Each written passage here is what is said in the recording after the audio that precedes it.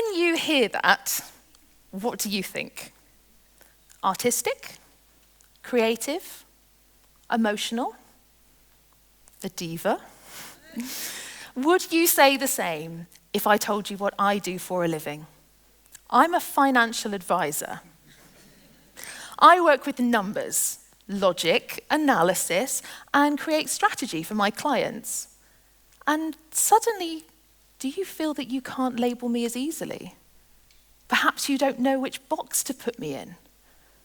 And that unease reveals a myth that many people still live by. You're either a left brain or a right brain person, logical or creative, analytical or artistic. And before we know it, we've encouraged people to live in halves. I felt that pressure myself, as if my love for numbers, strategy, and process somehow contradicted my need to express myself emotionally through music. But the truth is, the deeper I went into both worlds, the more obvious something became. I don't have to choose. I can be both. Because the most meaningful human work happens when those two elements stop competing and start collaborating. I've been a musician from a young age. I was so young that I can't remember being taught to read music.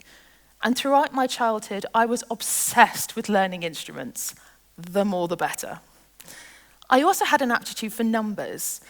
I could recite phone numbers off the top of my head after being told only once, sometimes years later, and maths was a subject that came easily to me. When those two elements are combined, numbers and music, that is knowledge that will sit in my brain forever, whether I want it to or not. It can be useful. I memorized most of my financial planning exam knowledge by setting it to music and reciting silly songs to myself to recall the information. It can also be totally useless. I once watched an episode of a popular TV sitcom where they had a joke that the number for the emergency services had been changed, and they gave a little catchy jingle to provide the new number.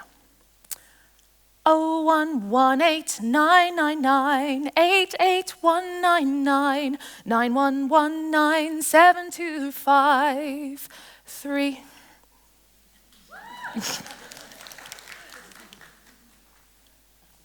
See, totally useless. But it's an example of how my brain works best and retains information. Music was where I felt most like myself. And you'd be amazed just how much maths there is when you are learning music. I often felt the pressure to sit in one camp or the other, music or maths. But I always resisted, because narrowing myself down to one skill overlooked so much else that I had to offer. Maybe you felt that too. If you've ever been labeled the creative one, you might quietly stop believing that you can also be organized. Or if you've been labeled the practical one, you might shut down any thought that you can also be expressive. Here is the problem with those labels. They don't just prescribe us, they describe us. When we accept a label, we start to edit our life around it. We start to make decisions that keep that label safe. What does it cost us at age 10, 15, or even 30 when we decide that a half of our mind is not for us? We do this early, especially in education, when we split people into two camps, creative arts or STEM, like it's a personality test with only two outcomes. And when we keep splitting people in this way, is it any wonder that those children grow up into adults who feel stuck, either overthinking everything or distrusting their own imagination? And you can hear this unease in a phrase that adults use all the time. I used to. I used to paint. I used to draw. I used to write stories. I used to build and make things for my own enjoyment without the pressure of needing to impress anyone. And notice what that phrase implies, that creativity belongs in childhood and adulthood is where we outgrow it. But for most people, the urge to be creative doesn't stop. It stops because the condition changes. At some point along the way, play becomes performance. Curiosity becomes comparison. The question shifts from, what if I can do this? And becomes, is this good enough? And then life gets loud. Exams, responsibilities, jobs, relationships, houses, tiredness. Anything that doesn't come with a pay slip or a certificate starts to feel optional. Like creativity is a luxury that can be earned once the real work is done.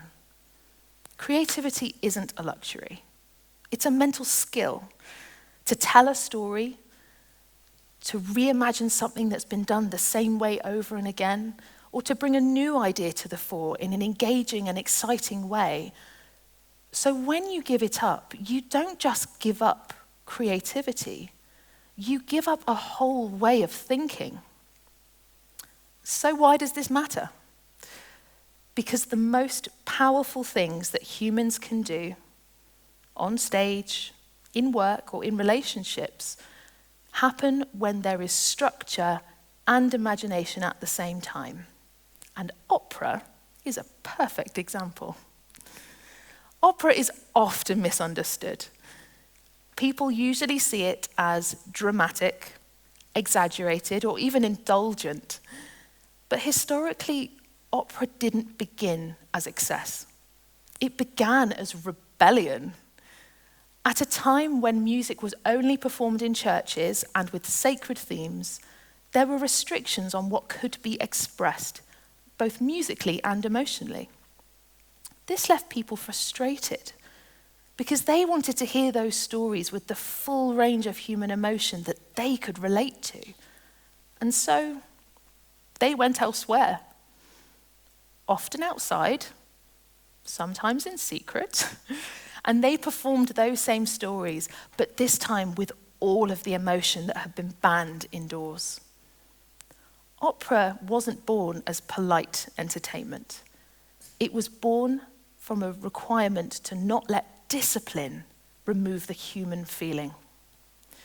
When I'm singing, although my body is doing all the work to create the sound, my mind is in the moment, and I'm living the thoughts of that character. And it's an opportunity to give a performance with extreme emotion. In opera, you don't just love someone, you yearn for them so deeply that you would die if you couldn't be with them. And you don't just get angry, you feel burning rage to the point that you would kill them to enact revenge. But underneath the extreme emotion comes an extraordinary level of technical discipline. Every note, every phrase, every entrance is governed by structure. When I'm singing, my voice is pushed past the point of normal speech, and the voice becomes powerful and visceral, not because technique disappears, but because it gives a foundation so strong it can carry the extreme emotion. This is where the left brain and right brain myth starts to wobble. Because opera is an example that our deepest emotional expression comes not from rejecting structure, but from leaning into it. and building on it. You have to make a room full of people feel something without them seeing the mechanics going on underneath. You need to use both sides of your brain. You need to think in harmony. So here's a question I had to ask myself. If opera can hold both structure and feeling at the same time, why do we assume that other areas of our lives have to choose? Now let's move to the next side of my life, financial planning. If opera looks emotional on the surface and technical underneath, financial planning is the total opposite. Yes, there are rules. You need technique, precision, and skill. You need to understand the numbers. So, surely, if the numbers add up, that's all we need. No. The most important part is never the maths. The most important part is the person. Because numbers don't make decisions, people do. And people are shaped by fear and hope, family stories, pride, shame, past experiences, and a desire to protect what matters to them. You need the technical knowledge and skill, but to focus on the emotion, building trust, and communicating in a way that that person understands. It's harmony again. The way some people see it, financial planning is just a retirement plan, or an investment portfolio, or even a protection policy. The way I see it, nobody really wants a retirement plan. They want freedom to live the life that they've been trying to make possible and been saving for.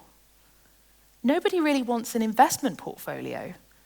They want the confidence to know that their money is growing at its full potential while they're busy living, and that it's there waiting for them when they need it.